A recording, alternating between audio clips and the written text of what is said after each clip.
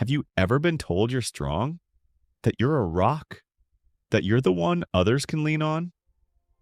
Maybe you've even taken pride in it. After all, being strong is something we admire in people.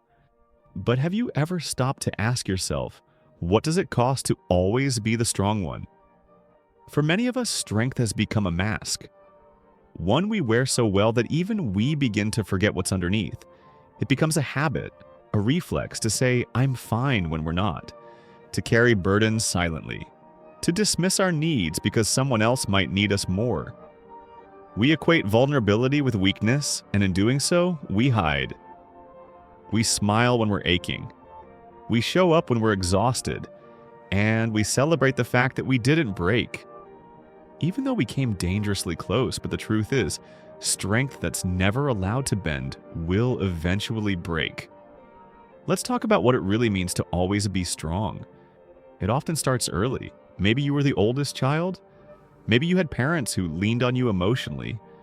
Maybe you lived through circumstances that required you to grow up fast. You learned, consciously or not, that your emotions weren't safe, that you had to be composed, in control, dependable. And people praised you for it. You got rewarded for not crying, for keeping it together, for being the calm in the storm. But every time you pushed your emotions aside, they didn't disappear. They just went underground. Here's the thing, emotional suppression isn't strength, it's survival.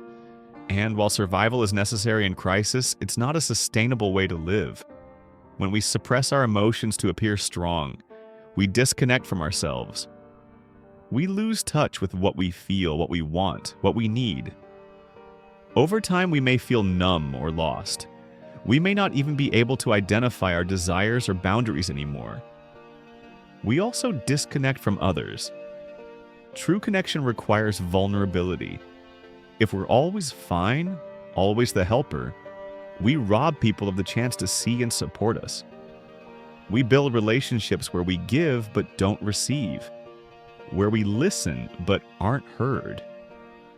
That kind of imbalance is lonely, even in a crowd. Let's pause here for a moment.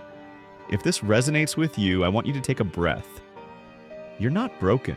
You're not weak for feeling tired. You're human. And what you've done to survive deserves respect, not shame. But you also deserve more than survival. You deserve joy. You deserve ease. You deserve to be held. So how do we start to peel back the mask? First, awareness. Notice the moments where you default to strength. Do you say, I'm fine, before even checking in with yourself? Do you offer help when you're already stretched thin? Are there people you never cry around? Second, name your emotions. This may sound simple, but it's powerful. Start a daily practice of identifying what you're feeling without judgment. Are you sad, anxious, overwhelmed? Naming the emotion gives it space to exist. Third, share with safe people. This doesn't mean baring your soul to everyone, but find someone you trust and practice being real. I'm having a hard day. I'm tired of being strong all the time. Let yourself be seen. Fourth, ask for what you need. Strength often becomes a wall that blocks help, but vulnerability opens the door. Practice saying things like, can you check in with me later? Or, I need a break today. It might feel uncomfortable at first, but it builds real connection. Fifth, redefine what strength means. Real strength isn't the absence of emotion. It's the courage to feel, to fall apart, and to get back up. It's knowing when to hold it together and when to let it out. It's being able to say, I need help. And knowing that doesn't make you less, it makes you more human. Let's reframe the story we've been told.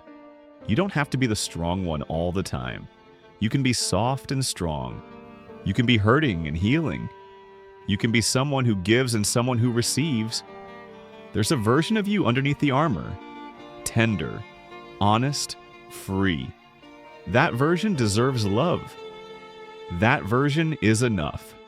Let's stop wearing strength like a badge and start living as our whole selves. It's time to unburden. It's time to reconnect. Because the truth is, your strength isn't in how much you carry, it's in your willingness to set it down.